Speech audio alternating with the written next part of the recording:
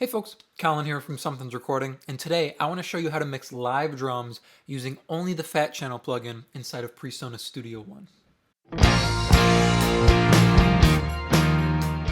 So we're looking at a little bit of live sound, a little bit of not. These are live drum tracks from a live performance of a band on a stage, so mixed like live sound here, and I kind of wanted to get into that realm, but also the minimalistic realm of mixing, so doing as much as possible with as little as possible. So with this mix here, I tried to do everything I could using only the Fat Channel plugin on the individual channels here. But before we dive into the actual mix here, if you're looking to dial in a repeatable workflow for getting professional sounding drum mixes, then I want you to go through my 3-step framework for mixing drums workshop. This workshop will walk you through my 3-step process that I use on almost every mix for getting pro drum mixes right from your home studio. It is a 100% free to watch on-demand video training, and you can get access to that below by clicking the link in the video description.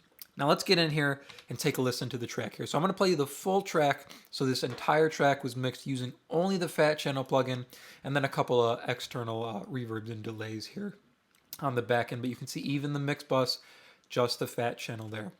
So I'm going to hit play. You can hear the finished mix or the mix we have here, and then we're going to dive into just the drums here in this video. So here's the finished mix using only the Fat Channel.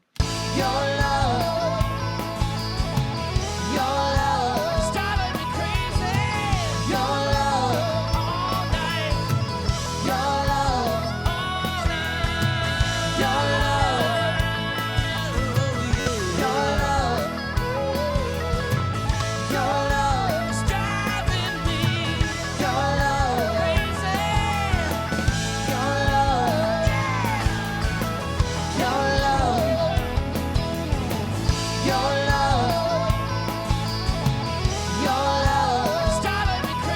A little bit quiet at this point here, but you get the point. You get where we're going with this. Let's jump in here. Let me show you just the drums. These are just the drums. You can see there's no overhead here. So a smaller environment. We didn't need to mic the overheads or mic the cymbals here on this kit. We were getting all the cymbals we needed just with the drum kit in the room here. So take a listen to the drums. It's just 6 mics here. Kick, snare, and 4 toms.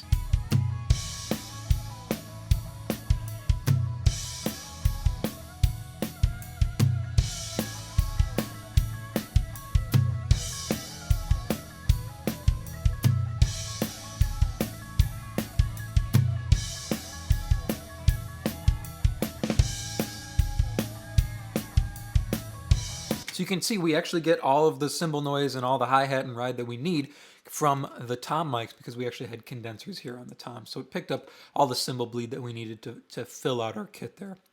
Let's jump in here and take a look at the processing on the individual channels.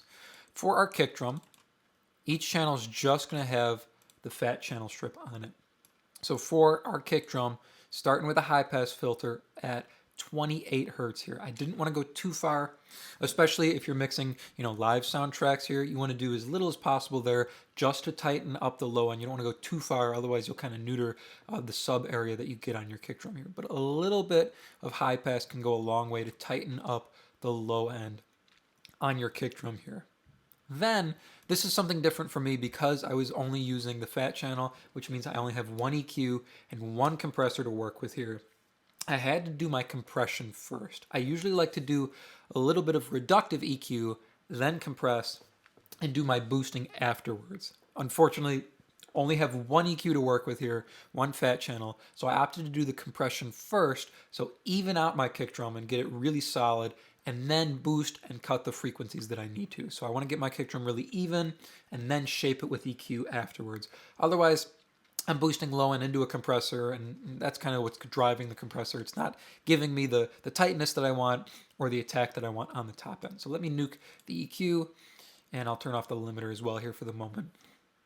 You can hear just the compressor, what it's doing here for our kick drum.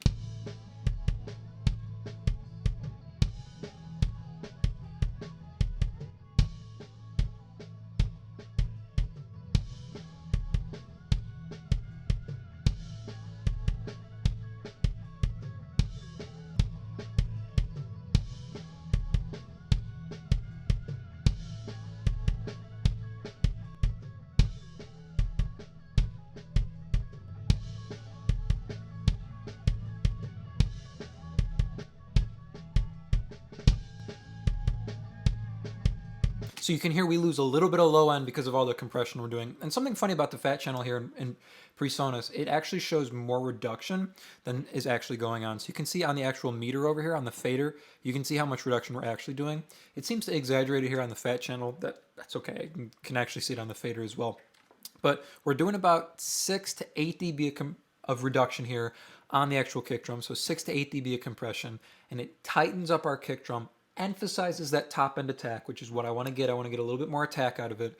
It also reduces some of our low end. That's why we're EQing afterwards here. So looking at the settings here, 30 millisecond attack, 100 millisecond release, 3-to-1 ratio here. The 30 millisecond attack, make sure we leave enough room on the front end for the initial transient to pop through on the kick drum before the compressor starts working. Now the 100 millisecond release, just making sure our compressor works in time with our kick drum. So by the time the next kick hit comes around, our compressor has let go and it can reactivate there. Moving into our EQ here, you can see we got to have some drastic moves. So usually when I'm doing some mixing or recording, I do processing on the way in, recording, and then I do more processing during the mixing. So I'm doing both here combined on the back end of the kick drum. So we've got 4 moves here because that's all we have access to on the fat channel. On the low frequency band here, we're doing a 10 dB boost at 70 hertz. So that's bringing up all of the low end. It's bringing up our sub area as well as bringing up that 80 hertz fundamental that you like to hear in your chest. So this boost here is doing double duty. You can see I tightened it just a little bit so it doesn't reach too far up into our 100 hertz area, 150 hertz there. I don't want to bring up any of that. That's kind of that muddy area there. Then we've got this boost here. This is our low mid frequency boost or cut. And we're pulling out everything we can, all 15 dB at 482 hertz. So this is taking care of, again, double duty here, getting rid of that low mid that we don't need there, that kind of 400 hertz muddiness, as well as pulling out that 800 hertz nastiness that can kind of give you that weird flabby sound on kick drum. So doing double duty with these first 2 boosts and cuts here. The high mid frequency here, you're doing a 2 dB boost at 3K. This is bringing out some of the high mid attack or that click on the beater that you want to hear on the kick drum. It also helps make it feel more full range because without this boost, we just have this nice high boost. This boost up top here at 8K is giving us all the air that we want on the kick drum. It gives us a little bit of that higher octave on the beater click, but we're mainly getting our attack from that 3K boost. This is giving us all that luscious air that we want to hear on the top end of our kick drum. So listen with and without the EQ here on our kick drum.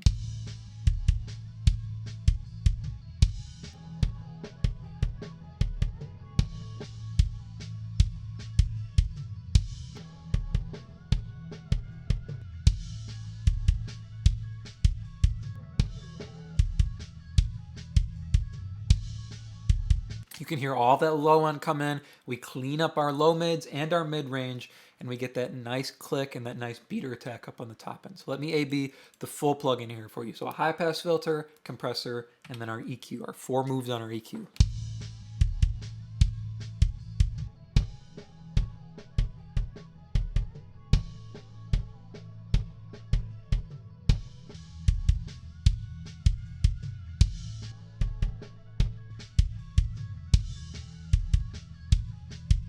Quite the transformation there using only the fat channel. That was one of the reasons I wanted to do this little challenge here using only the fat channel. I wanted to see what I could get just using as little as possible here. So 1 plugin, just the 3 modules inside of here. And then at the end I did throw the limiter on there just to catch some of the ending peaks there at 9 dB, negative 9 dB. Moving over to our snare drum here. Same kind of thing here, but we didn't have to do any processings on the back end here. So I have the normal way I would do this, EQ into compressor. I would have usually an EQ after the compressor to maybe boost up some of the low end on the snare drum, but I was able to do it pre-compression here, and it still sounded okay for me. So starting at the front of our chain, doing a high pass filter up to 111 hertz here, going as far as I could up on the high pass to remove as much of the low end on the kick drum as possible without hurting the low end on our snare drum. I want to preserve that low end as much as possible here on the snare drum. Then moving in here to our EQ. I wanted to say equalizer and EQ at the same time, and it didn't work there. Starting down at the low frequency band here, we're doing 2.4 dB boost at 134. So this is that low end boost I was talking about, just to bring some of that lower octave in on the snare drum. Our fundamental's probably sitting up at 200, so we're boosting right in between the lower octave there and the fundamental, just so we bring up a little bit of both, and it gives you some of that lower octave that makes it feel weighty there. Then a high frequency or a high mid frequency boost here, and we are at 2.65K here. It felt to me like there was a dip here in the high mid area from like 1K to 5K. This wider boost here, you can see our Q's a little bit wider. This wider boost is bringing up all of that area. So it felt like we had all the information we needed here, but then the high mids were just lacking there. So we have a big wide boost here, 6.3 dB boost at 2.85K to bring up all of that high mid information. That's where you get that nice crack on the snare drum, and it helps it feel full as well. It feels like it adds some lower octave in, but we're just adding in all of that crack and all that mid-range and high mid information to make our snare drum feel full range. Then again up here at 8K, we're doing a 6 dB boost, then back to our normal Q here. So just a 6 dB boost at 8K to bring up that nice crackle, that nice crispiness on the top end of our snare drum.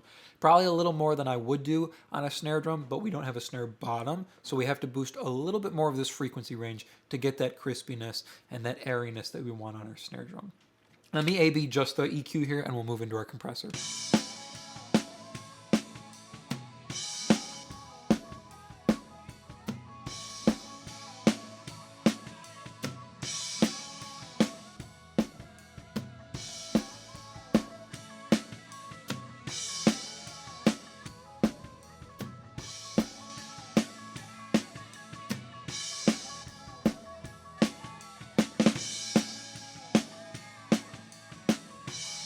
And you can hear we don't lose any of the low end there on our snare drum when I put the EQ in. So we roll that high pass up, do a little boost here in the low frequencies to pull up that lower octave, make sure our low end's okay. All we're adding here is that top end to get that crack and that crispiness up on the top end.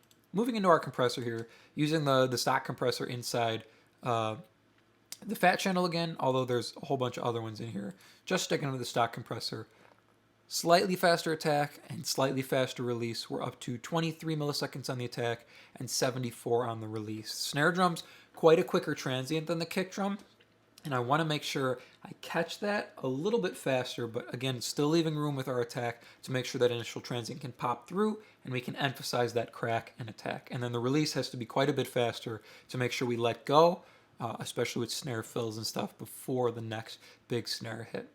Same 3-to-1 ratio, so sitting in the middle there with our ratio. We're going to be doing about 6 dB reduction. You'll see it on the meter here, and you'll see we get a little bit more on the fat channel meter. It just seems to be marked lower than everything else here.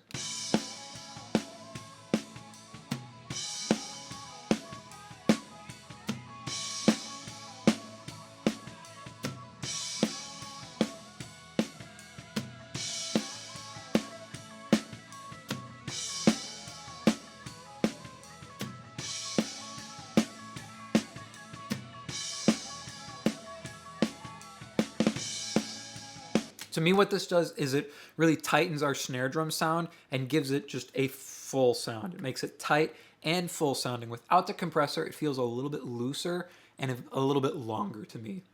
I know you can hear the volume change in there. So when I throw the compressor in, it gets quite a bit quieter. I just opted not to use the gain knob here, and I just set it at 0. It was just the way I worked as I was building this drum mix. Ideally, you'd want to match the gain coming in and out of your compressor here to get that clearer as you're A-Bing the compressor of what it's doing. But tightening our snare drum and emphasizing the attack a little bit on the front end. Take a listen one more time without and then with.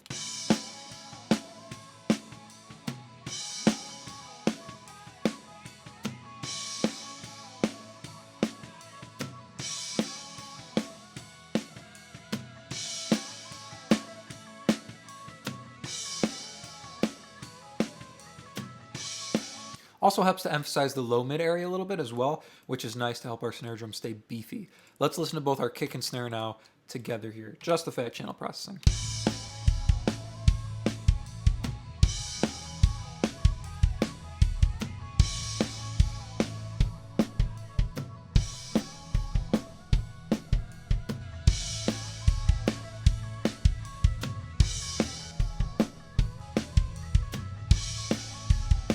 Sounding pretty good there for just one plugin, being limited with the moves we can make on our compressor as well as on our EQ. Moving on to our first rack tom here, I believe he hits it once in the song here. Yep, right here. Just a little bit of EQ, 2 moves on our EQ, and our high pass filter. Our high pass filter is rolled up to 111 since this is the high tom, getting rid of as much of that low end that we don't need as possible, again without ruining the low end on our tom.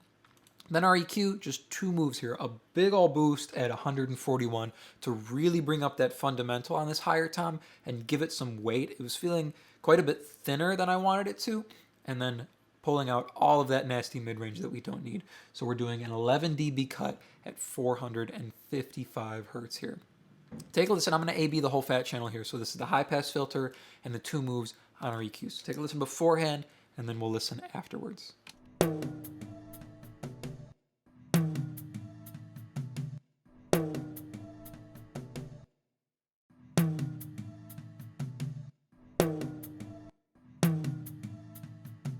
You can hear how mid-rangey it sounds without the processing in. Then we throw that EQ in. It tightens up our low end, allows us to boost that fundamental up and set it where we want it to make our high tom still feel like it has some power to it, even though it is the smallest tom there. Moving on to our low mid tom here, or not our low mid tom, our second rack tom here. We'll take a listen to that same big hit there on that fill. Our high pass filter going slightly lower. So with each tom here, you'll hear as the tom gets lower, our high pass filter gets lower. We're down at 85 hertz here, still leaving room that we can boost up the fundamental. Our fundamental here on this tom is sitting at 114 hertz, doing about a 6 dB boost there. And then again, another huge cut, 350 hertz, 12 dB cut in the mid-range there to get rid of all that muddiness and all that mid-range. You can see it goes up quite a bit towards like 600 and 700 hertz there. That gets rid of that nastiness around there too as well. So without, and then I'll kick it in, you can hear our post-processing.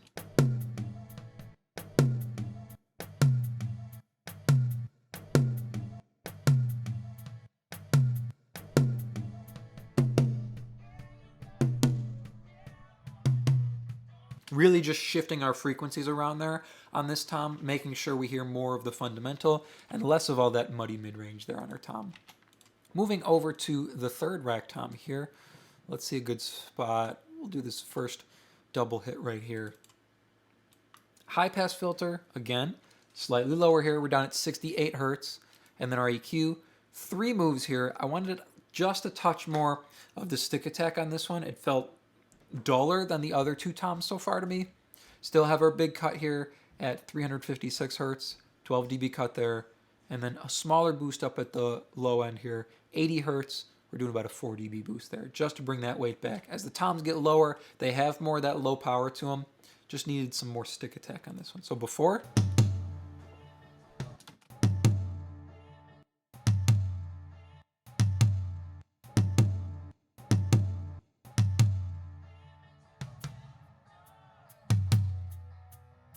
Again, with this one, just shifting our frequencies around. So our focus was like all this mid-range here area beforehand, and then we moved it to our low end and that stick attack up on the top end there. Last tom here and last drum we have to look at is our floor tom. Let's see where we have a big floor tom hit here. Got a little fill on the floor tom we can look at. High pass filter is down to 59 hertz here. So all the way down here, almost as low, looking down at our kick drum area there. And then our EQ, 3 boost here again. So as our toms get lower, we need some more of that stick attack up on the top end. Our low end boosting quite a bit of low end here on the floor tom. I kind of like the floor tom to have as much energy as the kick drum. Well, not quite as much of the sub area, but that same like 80 hertz that the kick drum has there. So we're boosting about 8 dB at 80 hertz here to give it all that fullness in the low end. Cutting 12 dB, a little bit lower this time at 281 hertz. And then here's that stick attack up on the top end. We're doing about a 2 dB boost at 4K to get some of that high end attack back on our floor tom. So take a listen beforehand and then afterwards, after the processing.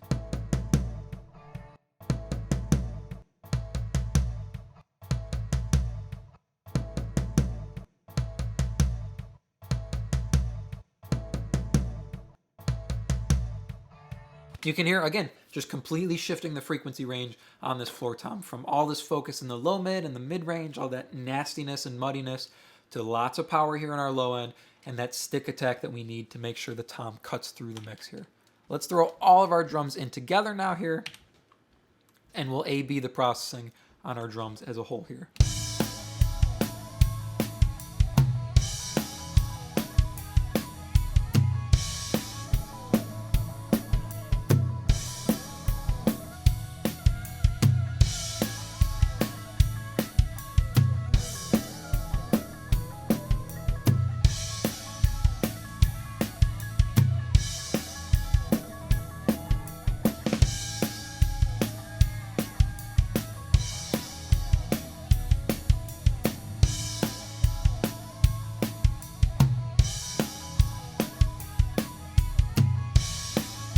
Working only with the fat channel on drums here, did I get the drums exactly where I want them? Not quite. There's obviously a little bit more I'd want to do with the kick drum and the snare drum. Tom's pretty much got them where I want them. That's all I would do on toms anyways, EQ on them.